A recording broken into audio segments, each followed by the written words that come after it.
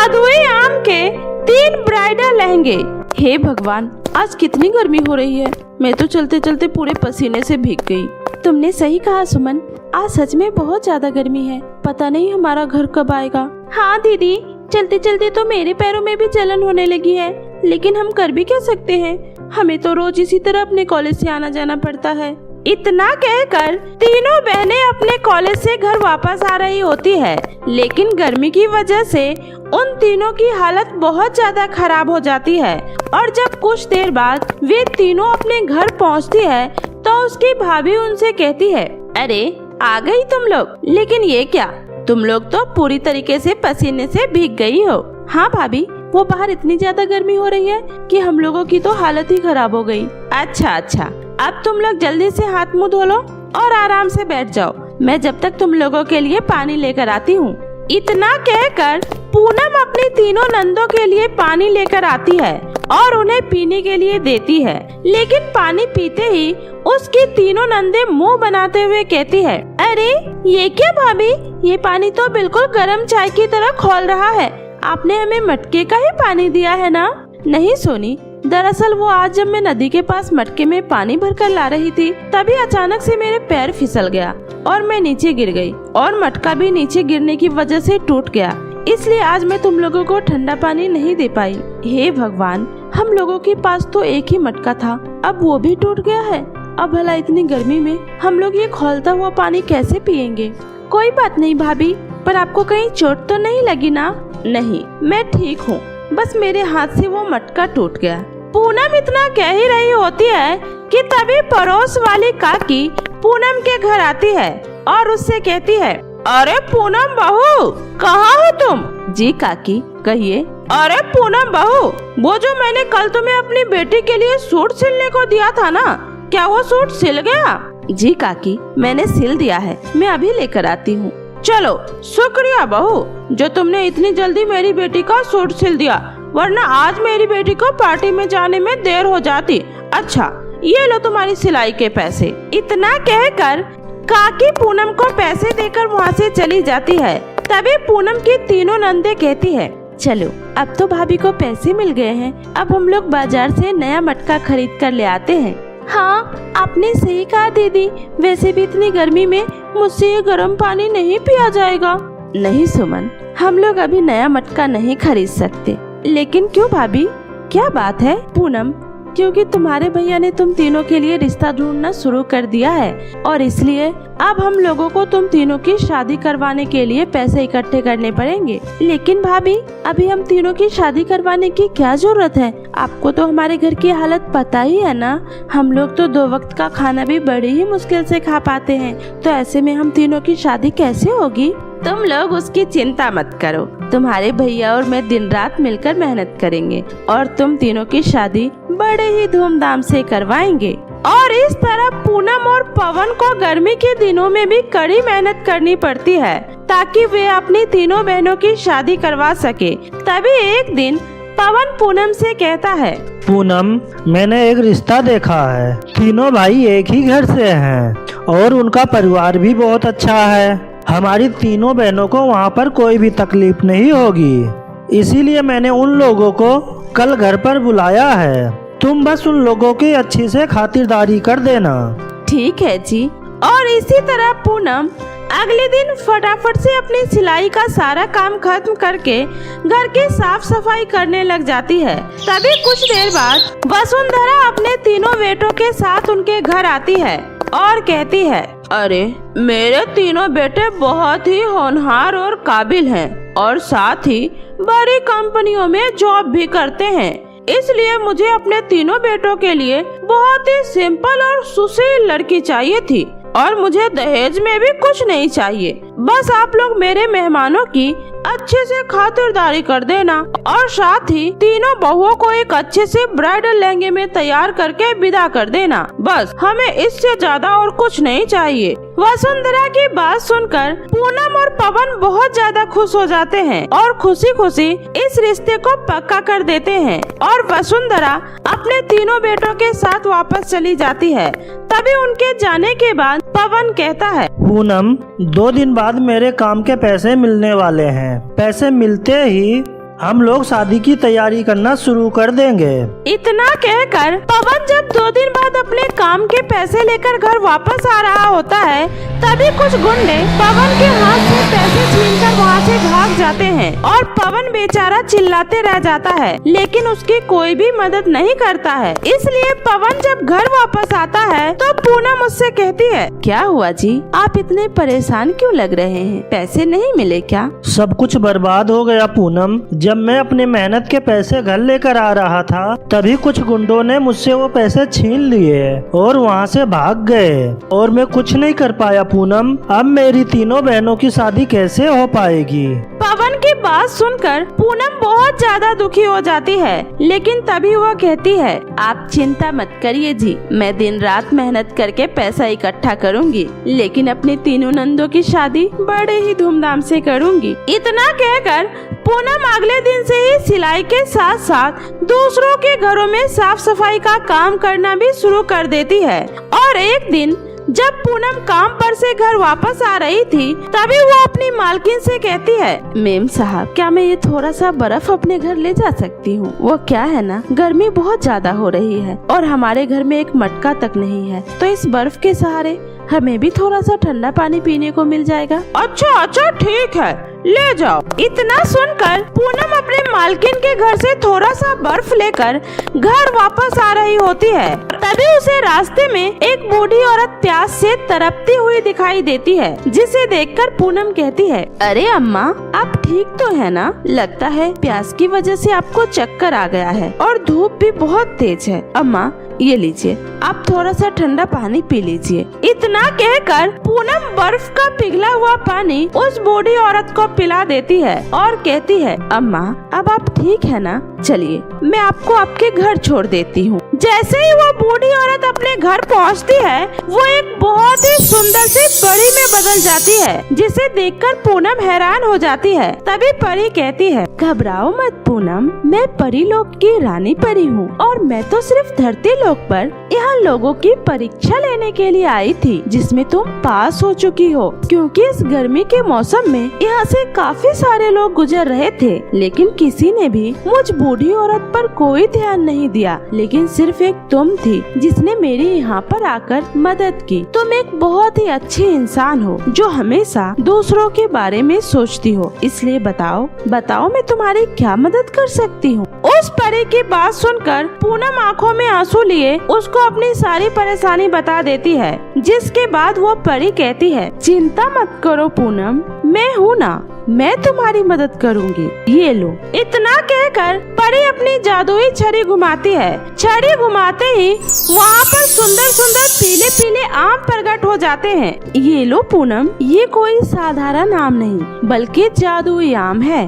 अब तुम इस जादुई आम से जो कुछ भी मांगोगी, ये आम तुम्हारी सारी इच्छाओं को पूरा करेगा, लेकिन हाँ, ये तुम्हें जो कुछ भी देगा वो बस सिर्फ आम का ही बना होगा। इतना बोलकर वो परी वहाँ से गायब हो जाती है और पूनम उस जादुई आम को लेकर घर आ जाती है और घर आकर कहती है, ऐसा करती हूँ, मैं इस जादुई आम से कुछ मांग कर देखती हूँ।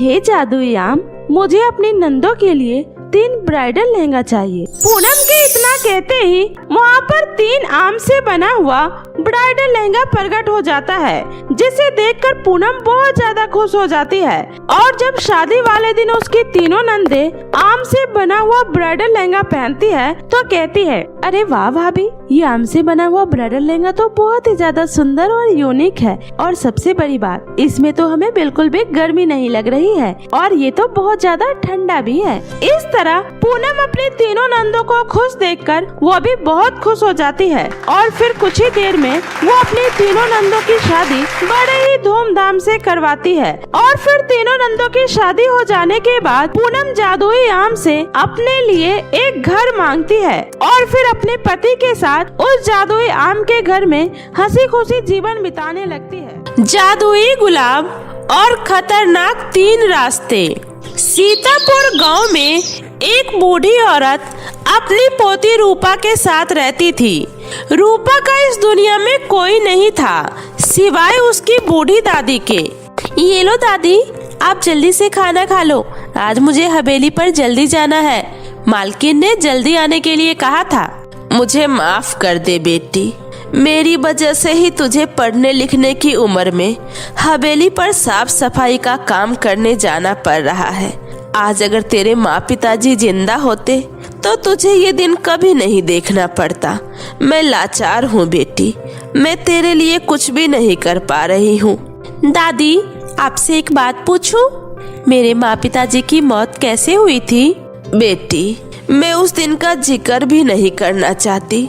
वो एक बहुत ही मनहूस दिन था। मैं नहीं चाहती कि बीती हुई चीजों की परछाई भी तुम तक पड़े।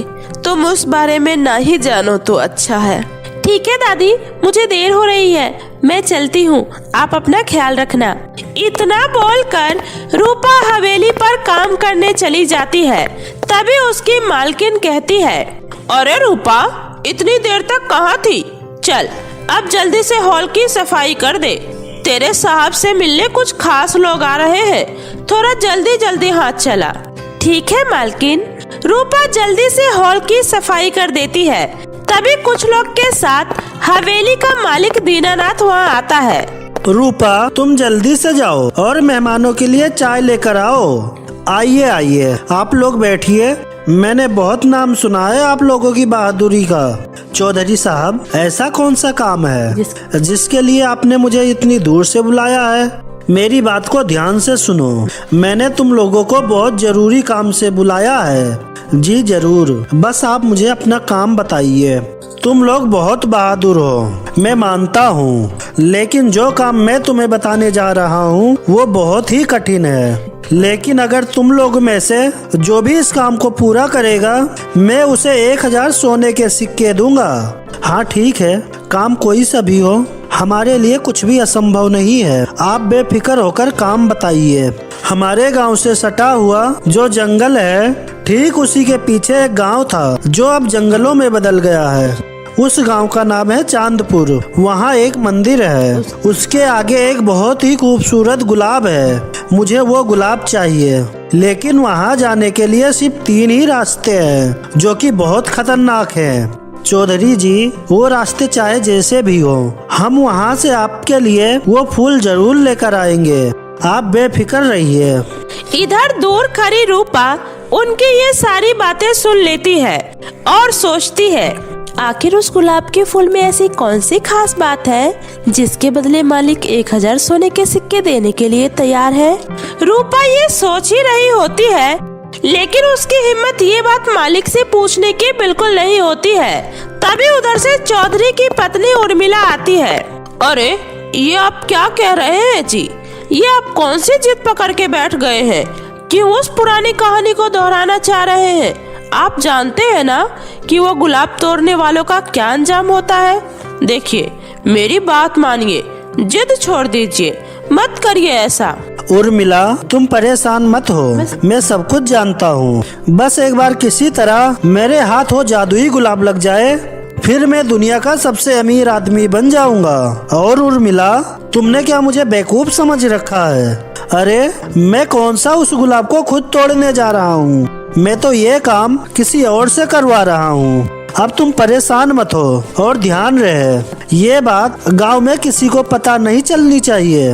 रूपा ये सारी बातें चुपचाप दूर खड़ी होकर सुन रही होती है और घर आने के बाद वो अपनी दादी से पूछती है, दादी, चांदपुर गांव के जादुई गुलाब का क्या रहस्य है? हे भगवान, जिस बात का मुझे डर था, कहीं वो सच तो नहीं? चुप कर रूपा, क्या कह रही है? खबरदार अपनी जुबान से दोबारा चांदपुर और उस जादुई गुलाब का नाम लिया तो। अरे, इस बारे में गांव में कोई भी बात नहीं करता, ये एक बीती हुई बातें हैं। जा, अब चुपचाप से अपना काम कर, फालतू की बातों पर ध्यान मत दिया कर, समझी? इतना बोलकर रूपा की दादी रूपा की बात को टाल देती है, लेकिन रूपा का मन उस रहस्य के बारे में जानने के लिए उत्सुक हो उठता है। वो अगले दिन काम पर जाती है, लेकिन उसका काम में बिल्कुल भी मन नहीं लगता है। तभी रूपा को मालिक जी की बूढ़ी माँ अपने कमरे में खांसते हुए दिखाई देती है। बड़ी माँ से जाकर पूछती हूँ, उन्हें जरूर इस बारे में पता होगा। हाँ, अभी यहाँ पर कोई नहीं है, ये सही मौका है। दरअसल चौधरी और उसकी पत्नी ने अपनी माँ को एक कमरे में बंद करके रखा था, क्योंकि चौधरी की माँ हमेशा चौधरी को गलत काम करने पर टोका करती थी। इस वजह से तंग आकर वो उसे कमरे में बंद करके कैदी की तरह रखने लगा था, ताकि वह घर के किसी भी काम में दखल न दे सके। बड़ी माँ अरे रूपा बेटी, आओ बेटी, अंदर आओ।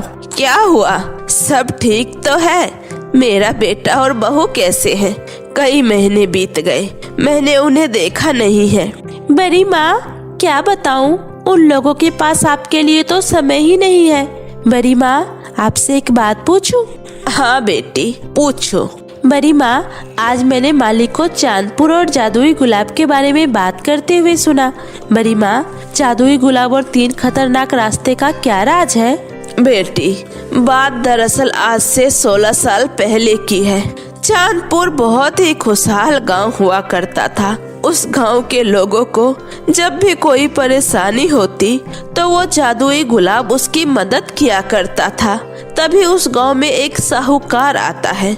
जब उसे उस जादुई गुलाब के बारे में पता चलता है तो वह उस गुलाब को चुराने की कोशिश करता है। तभी एक पति पत्नी उसे ऐसा करता देख लेते हैं। मैं आपको ये गुलाब नहीं काटने दूंगी। हाँ, चाहे जो भी हो जाए, हमारे जीते जी आप ये गुलाब नहीं ले जा सकते। तभी वो साहूकार अपनी बंदूक से दोनों पति पत्नी पर गोली चला देता है और वो दोनों वहीं पर मर जाते हैं। गांव में और कोई है जो मुझे इस जादुई गुलाब को यहाँ से ले जाने के लिए रोकना चाहता है कोई माई का लाल? साहूकार के गोली की वजह से गांव का कोई भी इंसान उस जादुई गुलाब को काटने से उसे नहीं रोकता है। जैसे ही वो साहूकार जादुई गुलाब को छूता है तभी उस गुलाब में से गुलाबी परी बाहर आती है और उस साहूकार को वहीं जलाकर भस्म कर देती है और गुस्से से गांव वालों से कहती है, मैं कई वर्षों से इस गांव के सभी लोगों की मदद कर रही हूँ, लेकिन जब बात मेरी मदद की आई, मेरी रक्षा की आई, तब सिर्फ इस दंपति को छोड़कर किसी ने भी मेरी सहायता नहीं की। इसीलिए मैं इस गांव को श्राप दे रही हूँ। आज से ये चांदपुर एक विशाल जंगल में बदल जाएगा और इस गांव में आने वाले 3 रास्ते हमेशा के लिए बंद हो जाएंगे। मुझ तक पहुँचने का पहला रास्ता आग से भरा होगा और दूसरा रास्ता मेरे फूलों के कांटों से भरा होगा और तीसरा रास्ता पानी से। बेटी उस दिन से वह गांव जंगल में बदल गया और वहां जाने वाला कोई भी आज तक जिंदा नहीं बचा। ये सब सुनकर रूपा बहुत हैरान होती है। तभी उधर से चौधरी आ जाता है। ए रूपा, तू इस बुढ़िया के साथ यहाँ पर क्या कर रही है? मालिक, मैंने चुपके से आपकी सारी बातें सुन ली थी। मालिक आप लालच छोड़ दीजिए, ये सब मत कीजिए। तभी उधर से उर्मिला भी आती है। सुनिए जी, रूपा सही कह रही है। आपने जिन लोगों को जादुई गुलाब लाने के लिए भेजा था वो सब मर चुके हैं। प्लीज आप जिद त्याग दीजिए। हाँ मालिक। चौधरी जिस काम को करने के लिए ठान लेता है वो करके ही रहता है। ए लड़की, तुझे बहुत शौक है ना छुप छुप कर मेरी बातें सुनने का? तो सुन, अब तू जाएगी उस जंगल में मेरे लिए वो गुलाब लाने के लिए, समझी? वरना मैं तुझे और तेरी बुढ़िया दादी को इस गांव से बाहर फेंकवा दूंगा, समझी? चौधरी के डर से मजबूरी में आकर रूपा उस जंगल में जाती है जहाँ खतरनाक 3 रास्ते होते हैं। हे भगवान, अब तुम ही मेरी रक्षा करना। इतना बोलकर रूपा जैसे ही कांटों वाले रास्ते पर पैर रखती है वो कांटे फूल में बदल जाते हैं और पूरा जंगल खिल उठता है। रूपा जल्दी से उस जादुई गुलाब के पास जाती है और बोलती है, मुझे माफ करना जादुई गुलाब, मैं आपको यहाँ से ले जाने आई हूँ। अगर मैं आपको यहाँ से नहीं ले गई फिर वो चौधरी मेरी दादी और मुझे गांव से बाहर निकाल देगा। तभी उस फूल में से गुलाबी परी बाहर आती है। रूपा, तुम आ गई, मुझे पता था तुम एक दिन जरूर यहाँ आओगी। परी जी, आपको मेरा नाम कैसे पता? रूपा, क्योंकि तुम मेरी सबसे अच्छी वफादार सावित्री और सोहन लाल की बेटी हो, जिसने मेरी रक्षा करते हुए अपनी जान गंवा दी थी, और उसी गुस्से में आकर मैंने इस गांव को श्राप दे दिया था। आज तुम यहाँ आई हो तो मेरा गुस्सा भी शांत हो गया। आज मैं इस गांव को श्राप से मुक्त करती हूँ। उसके बाद वो गांव फिर से पहले की तरह खुशहाल हो जाता है और रूपा उस गुलाब को लेकर चौधरी के पास आती है। मालिक, ये लीजिए, मैं आपके लिए ये गुलाब लेकर आ गई। चौधरी जैसे ही गुलाब को छूता है उसका पूरा हाथ जल जाता है और वो गुलाब को छू भी नहीं पाता। उसके बाद चौधरी को उसकी गलती का एहसास होता है और वो रूपा से माफी मांगता है। उसके बाद रूपा उस गुलाब और अपनी दादी को लेकर फिर से चांदपुर में हंसी खुशी अपना जीवन बिताने लगती है। जादुई गुलाब हमेशा रूपा और उसकी दादी की सहायता करने लगता है। बहुत समय पहले की बात है। असम राज्य में माहिरा नाम की एक सुंदर और प्यारी लड़की रहती थी। वह दिखने में बहुत ही खूबसूरत थी। उसकी नीली नीली आंखें, लंबे बाल उसकी खूबसूरती में चार चांद लगाते थे। लेकिन बदकिस्मती से अचानक उसकी माँ का देहांत हो गया। माँ के गुजर जाने के बाद माहिरा के पिता ने सुनीता नाम की दूसरी औरत से शादी कर ली। सुनीता की पहले से ही एक बेटी थी, रूपा। जब तक माहिरा का पिता जीवित थे तब तक तो सब कुछ ठीक ठाक चल रहा था। लेकिन माहिरा के ऊपर दुखों का पहाड़ तब टूट पड़ा जब उसके पिता भी इस दुनिया को छोड़कर हमेशा के लिए चले गए। माँ के गुजर जाने के बाद सुनीता और रूपा माहिरा पर बहुत ही ज़्यादा अत्याचार करने लगी। ए लड़की, अब से तू इस घर में नहीं रहेगी। अब से तू घर के बाहर गाय के तबेले में रहेगी, समझी? माँ, इसके कपड़े और ज्वेलरी कितने अच्छे हैं। माँ, मुझे इसके सारे कपड़े चाहिए। बेटी, अब से इस मनहूस का सब कुछ तुम्हारा ही है। तू अब इस घर की इकलौती बेटी है। ये सिर्फ इस घर की नौकरानी है। और सुन नौकरानी, अब से तुझे हम माँ बेटियों का सारा कहना मानना है और घर के सारे काम करने हैं, समझ गई? ठीक है माँ। इतना बोलकर माहिरा फटे पुराने कपड़े पहनकर गायों के तबेले में रहने चली जाती है। माहिरा की सौतेली माँ और बहन दिन ब दिन उस पर खूब अत्याचार करते, उससे घर का सारा काम करवाते और उसे पेट भर खाना भी नहीं देते। माहिरा बहुत ही ज़्यादा दुखी रहने लग गई। ऐसे ही दिन बीत रहे थे। एक बार की बात है, पूरे राज्य में राजकुमार के द्वारा एक घोषणा करवाई गई। सुनो सुनो गांव की सभी लड़कियां, ध्यान से सुनो। अगले हफ्ते महल में सभा का आयोजन किया गया है। विवाह योग्य जितनी भी लड़कियां हैं सभी को महल में आमंत्रित किया गया है। सभी लड़कियों को महल में आना अनिवार्य है। उसी दिन हमारे राज्य के राजकुमार सम्राट अशोक अपने लिए सुंदर और सुशील जीवन संगनी का चुनाव करेंगे। यह सूचना पाते ही उस राज के सभी लड़कियां खुशी से झूम उठे। वहीं रूपा ने जैसे ही ये खबर सुनी, वह भागते हुए अपनी माँ के पास जाकर सभा वाली बात बताती है। ये तो बहुत ही अच्छी खबर सुनाई है तुमने बेटी। तुम बिल्कुल भी चिंता मत करो। इस राज की राजकुमारी तो तुम ही बनोगी। देखना, मैं तुम्हें इतने अच्छे से तैयार करूंगी कि राजकुमार तुम्हें देखता ही रह जाएगा। अब चलो, तुम्हारे लिए सुंदर लहंगे और सैंडल भी तो लाने हैं। हाँ माँ, चलो, फिर पार्लर भी तो जाना है। जल्दी चलो। माहिरा वहीं दूर खड़ी उदास मन से उसकी सारी बातें सुन रही थी। माहिरा का भी सभा में जाने का बहुत मन था, लेकिन अपनी माँ और बहन के डर से वह कुछ नहीं बोली। इधर रूपा सभा में जाने की जोरों शोरों से तैयारियां कर रही थी। उसने अपने लिए 2.5 लाख का सब्यसाची का लहंगा बनवाया। वह हर रोज अपने उस लहंगे को पहनकर शीशे के सामने खुद को निहारती रहती थी। सभा में तो मैं ही सबसे सुंदर लगूंगी। राजकुमार तो मुझे ही पसंद करेंगे। आखिरकार सभा वाला दिन आ ही गया। रूपा बहुत ही ज्यादा खुश थी। उसने सुबह उठते ही माहिरा, माहिरा जल्दी आओ, कहाँ मर गई? जल्दी से मेरे सैंडल को अच्छे से पॉलिश कर दो।